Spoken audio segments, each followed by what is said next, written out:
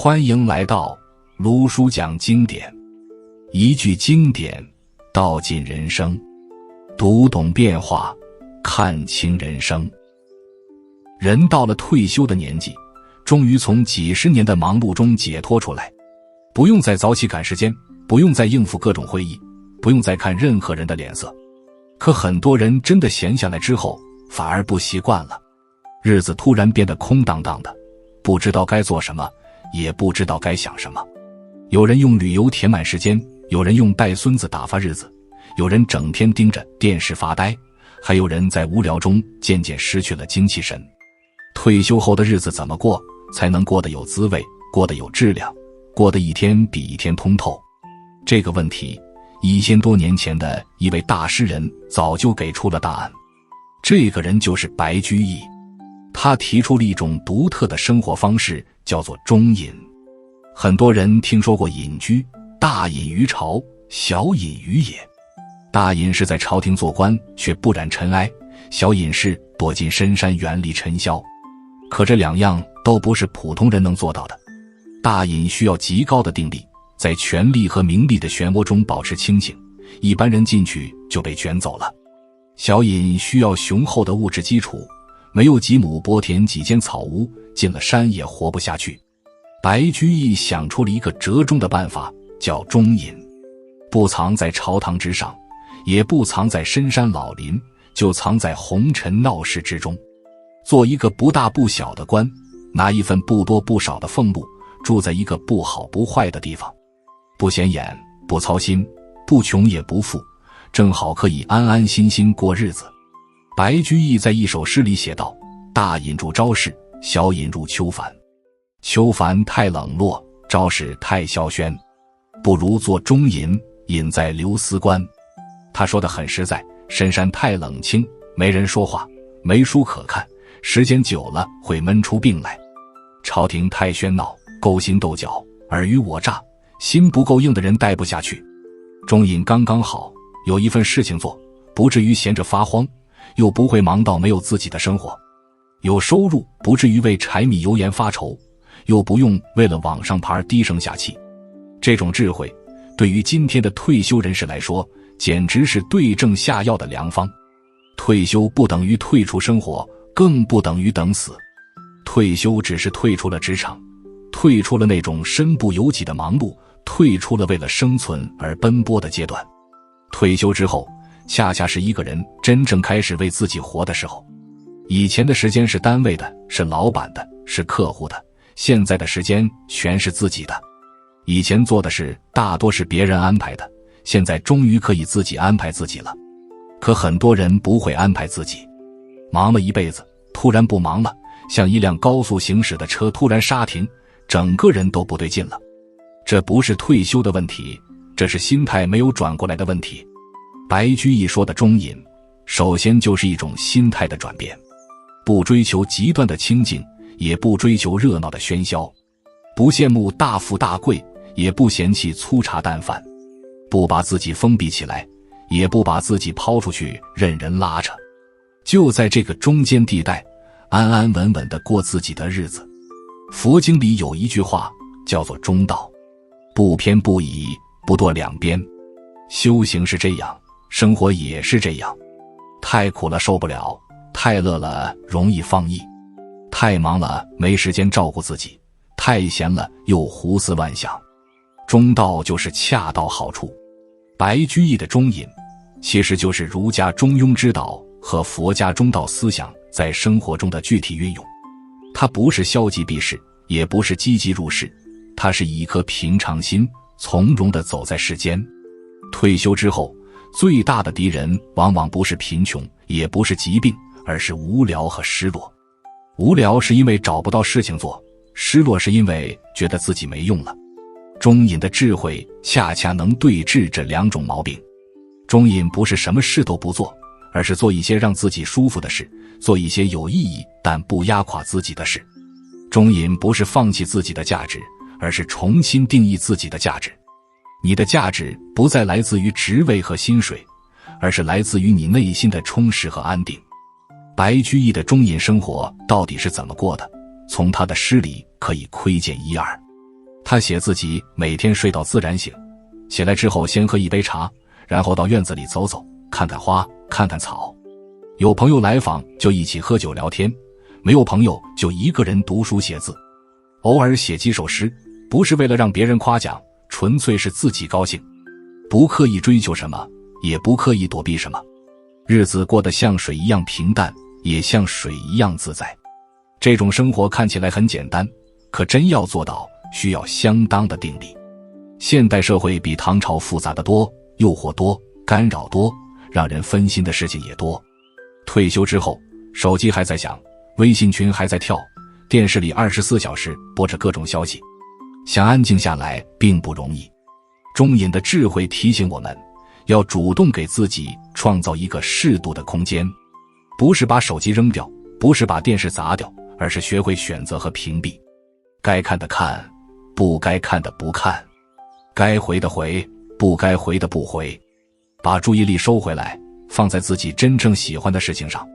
很多退休的朋友有一个误区，觉得退休了就要彻底放松，什么事都不做，结果放松了几天就受不了了，浑身不自在。人天生需要劳作，需要创造，需要在做一些事情的过程中感受到自己的存在。哪怕是种一盆花，做一顿饭，写几个字，这种小小的创造都能给人带来满足感。中隐的高明之处就在于他保留了适度的劳作，不是被逼无奈的劳作，而是心甘情愿的劳作。佛家讲八正道，其中有一项叫正命，意思是正当的生活方式。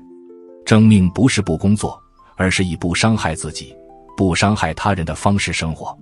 退休之后的正命，就是找到一种既能滋养自己，又不给别人添麻烦的活法。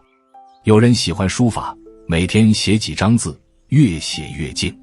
有人喜欢太极，每天打一套拳，越打越精神。有人喜欢种菜，每天试弄几棵苗，看着它们一天天长高，心里就欢喜。这些都是正命，都是中隐的具体形式。白居易的中隐还有一个关键，就是不比较。他在诗里说，不与人争，也没有什么东西值得争，争来争去，到头来都是一场空。退休之后最怕的就是比较，跟老同事比退休金，跟老同学比子女，跟邻居比房子，比来比去一肚子气。比赢了还好，比输了就郁闷。可这些比较有什么意义呢？每个人的因缘不同，福报不同，走的路也不同。你拿自己的短处去比别人的长处，永远都是输。你拿自己的长处去比别人的短处，赢了也没有意义。经书里说，是日已过，命已随减。每过一天，寿命就少一天，剩下的日子不多了，哪里还有时间去跟别人比较？把精力花在比较上，就没有精力去享受生活；把心情浪费在计较上，就没有心情去感受美好。中隐的智慧告诉我们，要安于自己的位置，守住自己的本分。你有一碗茶就喝一碗茶，有一本书就读一本书。别人有别人的人生，你有你的日子，互不相干，各自安好。中隐的另一个重要层面是保持与外界的适度连接，不脱离社会，不拒绝交往，但不深陷其中，不被关系所累。白居易在洛阳做官的时候，结交了很多朋友，有诗人，有画家，有僧人，有道士。他跟这些人交往，谈诗论道，喝酒品茶，可他从不过分依赖任何一个人。你来，我欢迎；你走，我不送。大家在一起开心就好，不必非要天长地久。退休之后的人际关系尤其需要这种态度。以前在单位，很多关系是不得不维持的，是为了工作方便，是为了利益交换。退休了，这些关系可以放下了，真正剩下的是那些没有利益掺杂的纯粹关系。这样的关系不需要刻意维护，也不需要小心翼翼。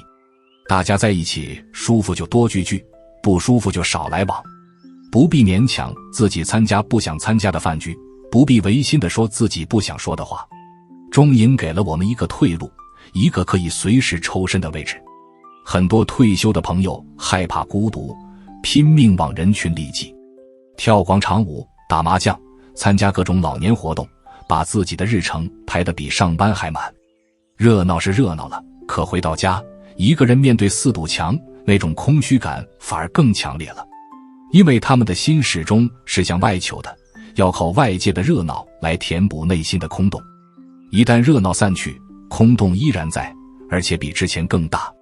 中隐的智慧告诉我们，真正的充实来自内心，而不是外界的填充。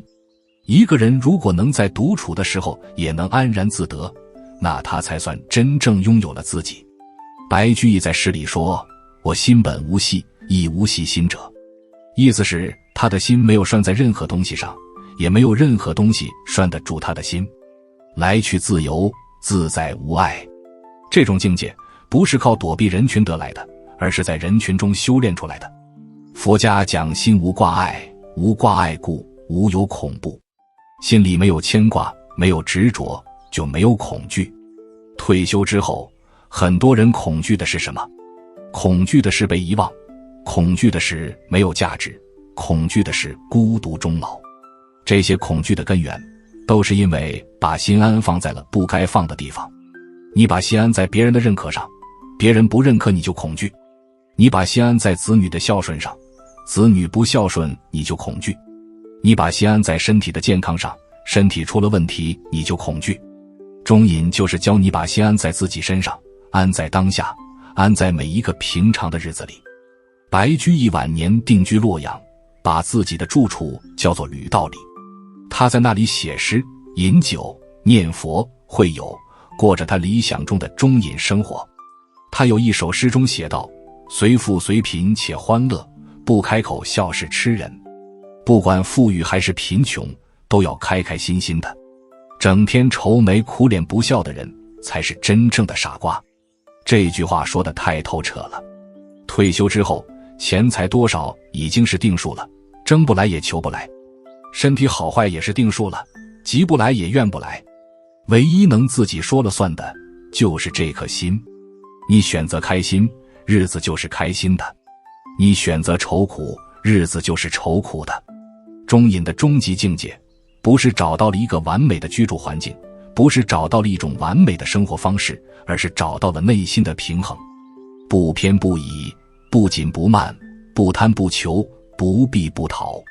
就这样平平常常地活着，吃饭时吃饭，睡觉时睡觉，有事做事，无事静坐。不需要别人喝彩，也不需要向谁证明什么。活着本身就是意义，呼吸本身就是恩赐。很多人一辈子都在准备退休，准备养老，准备过好日子。可等到真正可以过日子的时候，反而不会过了。因为他们已经习惯了准备，习惯了等待，习惯了把希望寄托在未来。中隐的智慧提醒我们，此刻就是最好的时候，此地就是最好的地方。不必等有了大房子再开心，不必等去了国外再享受。你现在坐着的这把椅子，窗外的那棵树，手里的这杯茶，就是生活的全部。经书里说，过去已灭，未来未至，现在无助。过去已经过去了，追不回来；未来还没有来，等不到头。现在这一念也留不住。你能把握的就是当下这一瞬间。退休之后的日子，不就是这样一个个瞬间串联起来的吗？你把每一个瞬间过好了，整段日子就是好的；你把每一个瞬间浪费在焦虑和等待上，整段日子就是空的。白居易活了75岁，在那个年代算是高寿。他的长寿秘诀不是什么灵丹妙药，就是这份中隐的心态。不折腾，不纠结，不跟自己过不去。该吃吃，该睡睡，该玩玩，该念念佛就念念佛。他把日子过成了诗，把诗过成了日子。他留给后人的，不只是那些优美的诗句，更是一种活法，一种在纷扰世间安顿自己的智慧。退休不是终点，而是另一个起点。从这个起点出发，可以走向更自在、更从容、更有滋味的人生。不需要大富大贵，不需要轰轰烈烈，只需要像白居易那样，找到自己的中隐之道。在红尘中修行，在平常中觉悟，在每一个普通的日子里，活出不一样的精彩。如果你已经退休或者即将退休，不妨想一想，你的中瘾生活打算怎么过？如果你有特别的退休生活心得，欢迎在下方留言分享。你的经验或许正是别人正在寻找的方向。